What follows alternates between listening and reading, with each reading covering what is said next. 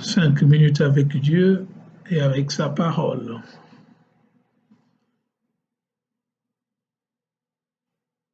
Pour cette méditation du jeudi 26 mars 2020, nous voulons nous appesantir sur cette péricope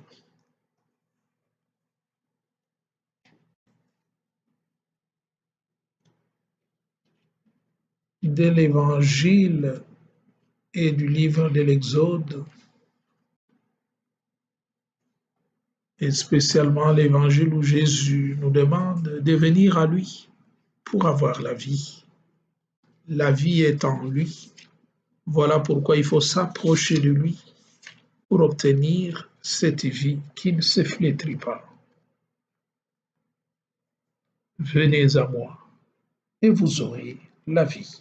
Telle est la thématique que nous allons essayer de méditer.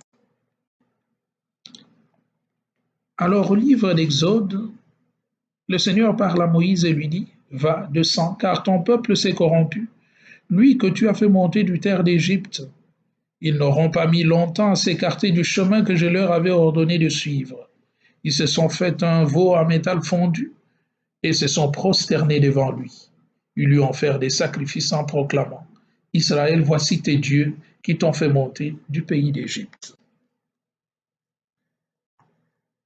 Bien-aimés dans le Seigneur, Shalom.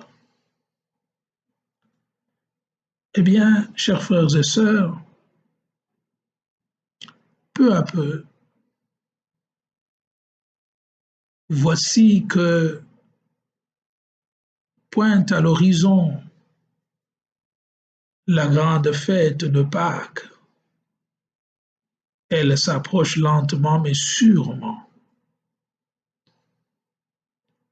En lieu et place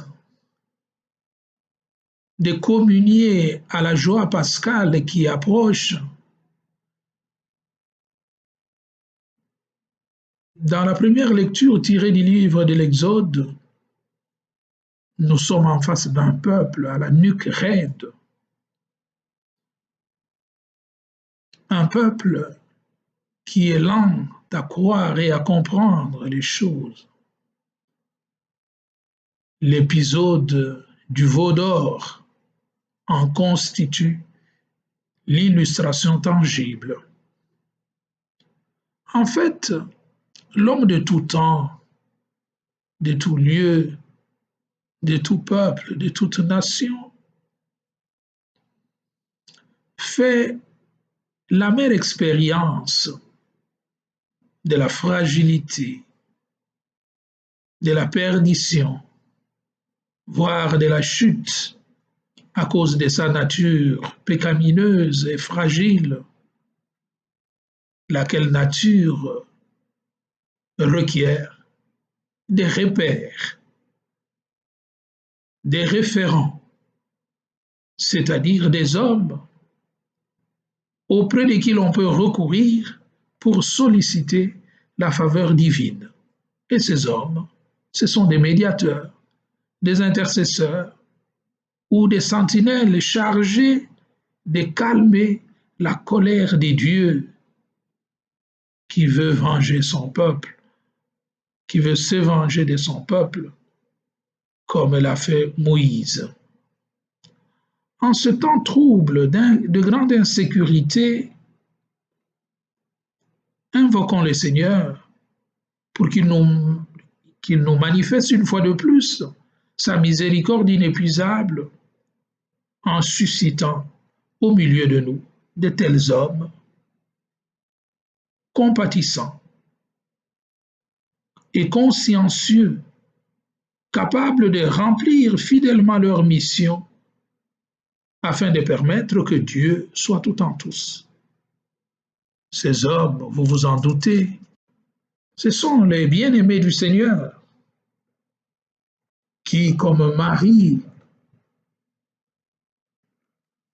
ont la grâce, une grâce spéciale, que quand ils intercèdent, Dieu cède.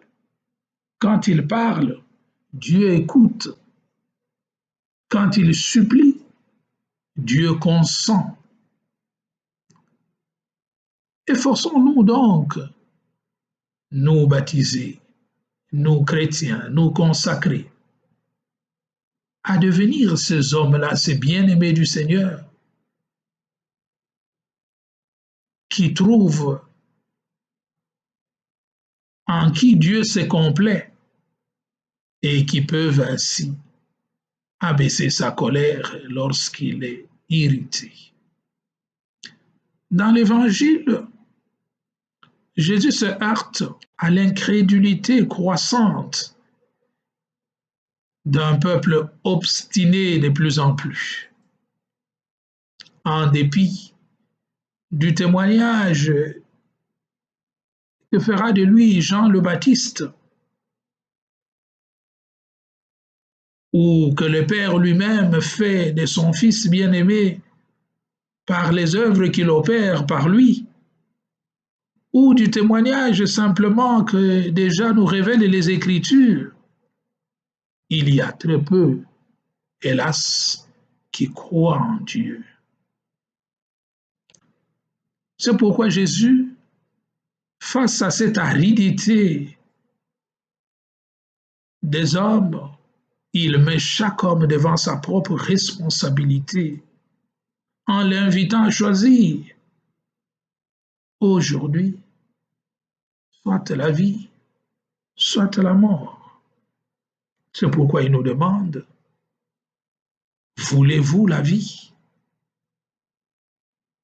En d'autres termes, que pouvez-vous faire pour avoir la vie? Alors, la réponse vient comme par enchantement.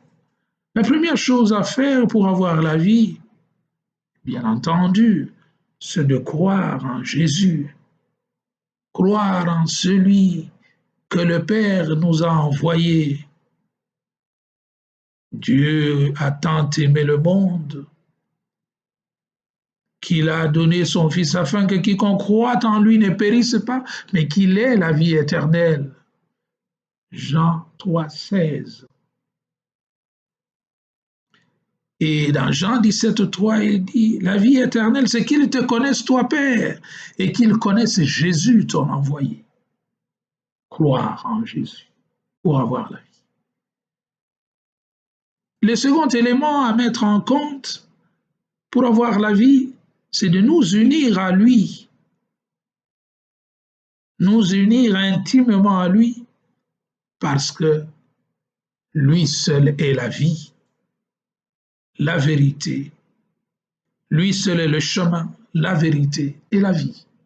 Dans Jean 14,6, il nous dit, je suis le chemin, la vérité et la vie. Nul ne va au Père que par moi. En d'autres termes, il n'y a pas d'autre issue possible pour nous de nous sauver si ce n'est de passer par Jésus, qui est l'unique vrai médiateur entre Dieu et les hommes, celui que le Père a mandaté pour notre salut. Le troisième élément à mettre en compte, c'est d'observer et de marcher selon ses préceptes et ses commandements, comme il est écrit dans Jean 14,23. Si quelqu'un m'aime, il gardera ma parole. Mon Père l'aimera.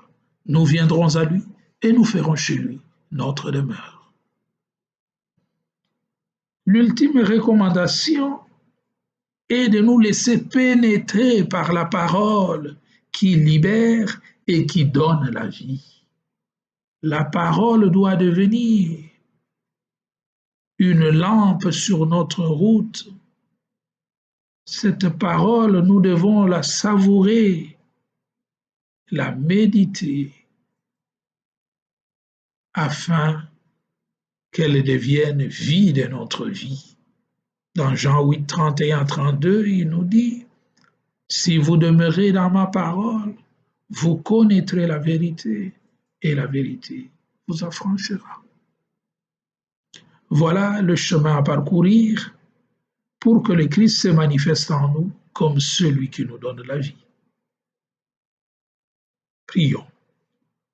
Enseigne-nous, ô Père très bon, que c'est dans les pleurs, dans la crainte de ton nom, dans la patience et la prière profonde que nous pouvons redécouvrir le discernement qui nous aidera à vaincre tout mal et toute méchanceté. Alors ta gloire se manifestera dans notre vie. Amen. Faisons alors notre invocation quotidienne pour terminer notre petite méditation.